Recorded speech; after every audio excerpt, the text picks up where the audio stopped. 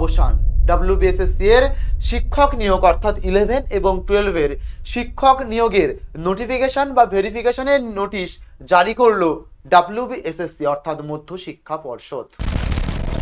এক্ষেত্রে ভেরিফিকেশনের ডেট কবে, ঠিক কবেই হতে চলেছে এই ভেরিফিকেশন, আর কি কি ভুল করলে তোমার ভেরিফিকেশনেই তোমার ফর্মটা বাতিল হতে পারে, কোন জিনিসগুলো একেবারেই করা যাবে না, কোন ডকুমেন্টগুলো না নিয়ে গেলে তোমার ভেরিফিকেশন ক্যান্সেল হয়ে যেতে পারে, প্রথম দিন ভেরিফিকেশন হাজির না হলে আদৌ কি নতুন কোনো ডেট পাওয়া যাবে, বিস্তারিত আলোচনা করব আজ এই ভিডিওর মাধ্যমে। Hello everyone, welcome to BSSCI তে আমাদের সকলকে স্বাগত জানাই।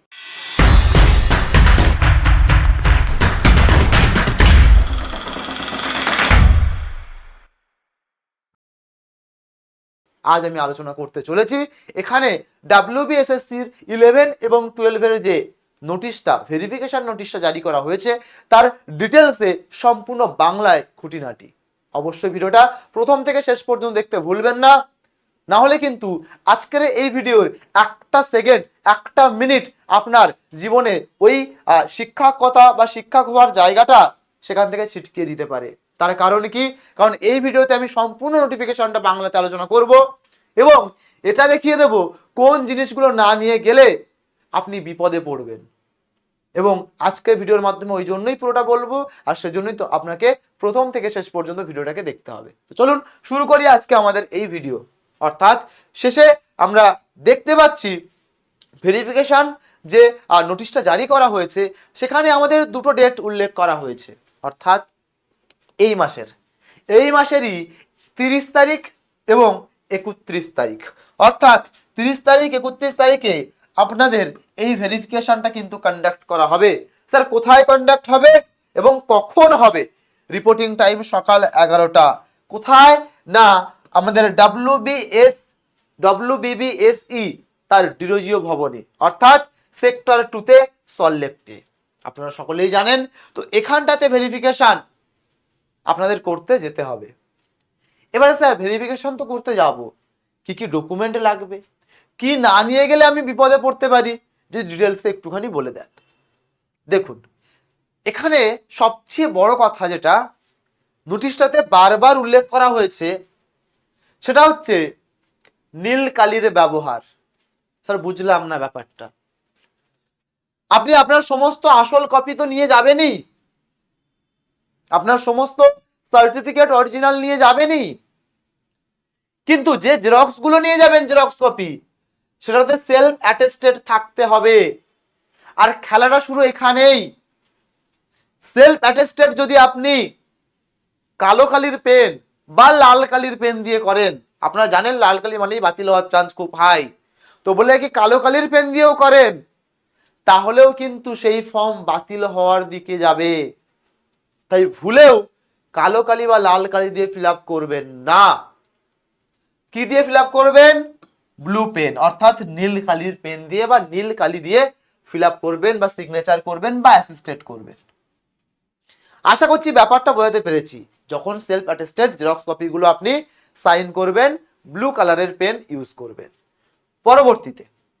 পরবর্তী যদি আপনি একটু দেখেন, আপনার যে প্রাথমিক এবং অফিসিয়াল যে নথিপত্র যেগুলো আপনাকে নিয়ে যেতে হবে বা সাথে রাখতে হবে সেগুলো কি স্যার? আপনি যে পরীক্ষা দেওয়ার সময় যে অ্যাডমিট কার্ডটা পেয়েছিলেন সেই অ্যাডমিটটা আপনার সঙ্গে রাখতে হবে। অর্থাৎ WBSSC থেকে ইস্যু করা যে অরিজিনাল রেকমেন্ডেশন লেটার সেটা তো লাগবেই, তার পাশাপাশি WBSSC দ্বারা পরিচালিত নিয়োগ পরীক্ষার যে অ্যাডমিট কার্ড সেটাকেও নিয়ে যেতে হবে। আপনাকে যে রেকমেন্ডেশন লেটারটা পাঠানো হয়েছে ভেরিফিকেশনের জন্য সেটা তো আপনি নিয়ে যাবেনই অরিজিনাল, তার সাথে সাথে আপনার কিন্তু WBSSC দ্বারা পরিচালিত নিয়োগ পরীক্ষার অ্যাডমিট কার্ডটাও নিয়ে যেতে হবে। ঠিক আছে? বিশেষ একটা কথা নোটিশের মধ্যে বলে দিয়েছেন, যদি সেকেন্ড SLST 2025-এর অন্য কোনো ক্যাটাগরিতে পার্সোনালিটি টেস্টের জন্য নির্বাচিত হয়ে থাকেন তবে সেই অ্যাডমিট কার্ডও সাথে রাখবেন।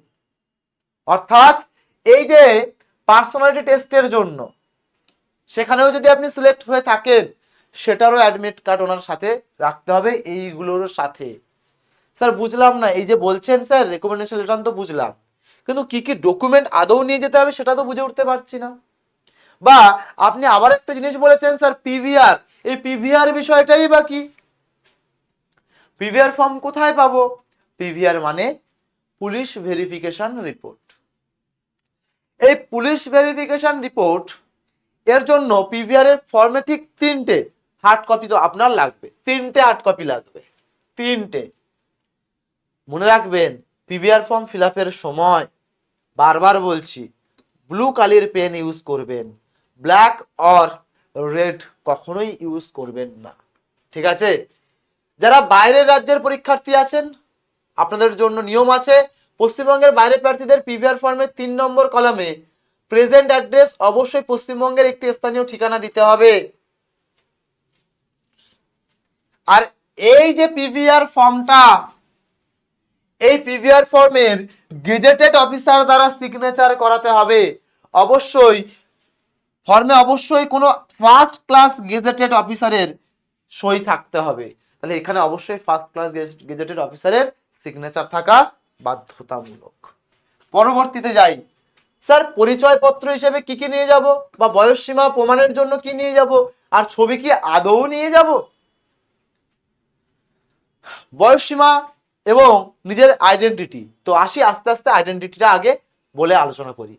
দেখো পরিচয়পত্র হিসেবে Aadhaar card, voter card, PAN card, driving licence, passport, any one, যে কোনো একটা, এদের মধ্যে যে কোনো একটা আপনি নিয়ে গেলেই হবে, অরিজিনাল সহ জেরক্স কপি দুটোই, ঠিক আছে? দুটোই, ঠিক আছে?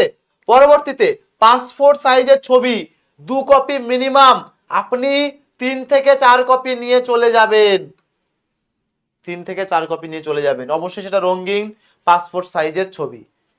একটা জিনিস এখানটায় মাথায় রাখতে হবে কি স্যার, এই ছবি যেটা নিয়ে যাচ্ছেন আপনি সেটা যেন ওই যে অ্যাডমিট কার্ডে যেটা আছে আবেদনের করার সময় যেটা আপনি আপলোড করেছিলেন সেই ছবি হলে সবচেয়ে ভালো হয়, সেই ছবি নিয়ে যাওয়ার চেষ্টা করবেন, তাহলেই ভালো হবে, ঠিক আছে?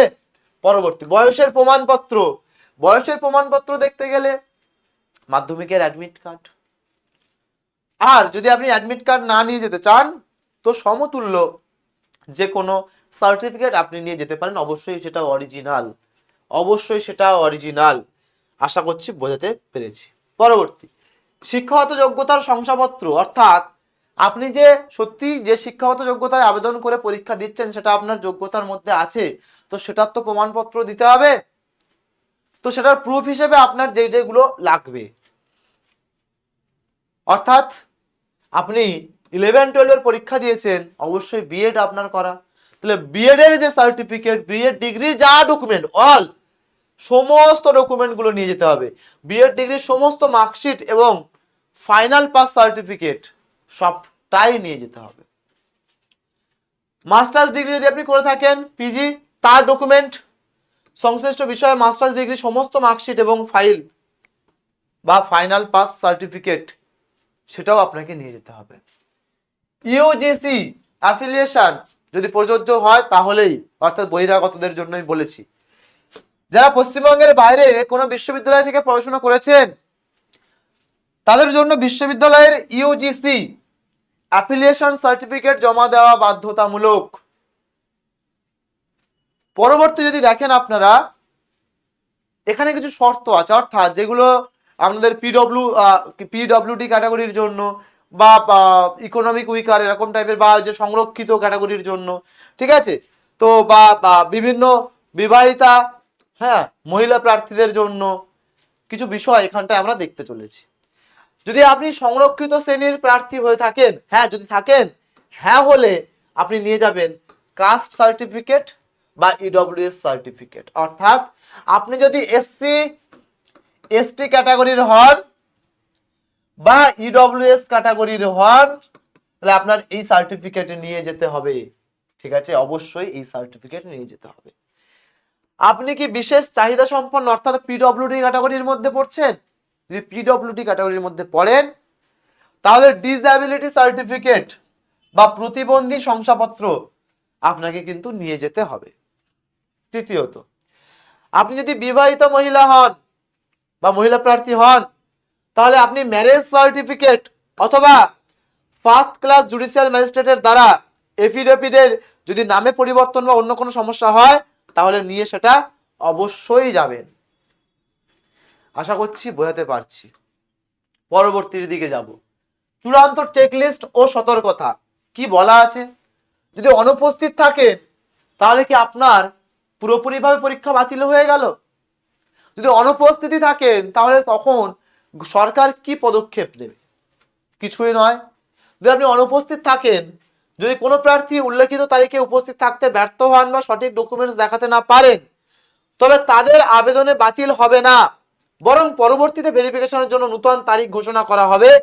তবে অহেতুক দেরি এড়াতে প্রথম দিনেই সমস্ত কিছু গুছিয়ে রাখতে হবে। তাই আপনার ভেরিফিকেশন বাতিল হবে এমনটা নয়, পরে আবারও একটা ডেট করা হবে।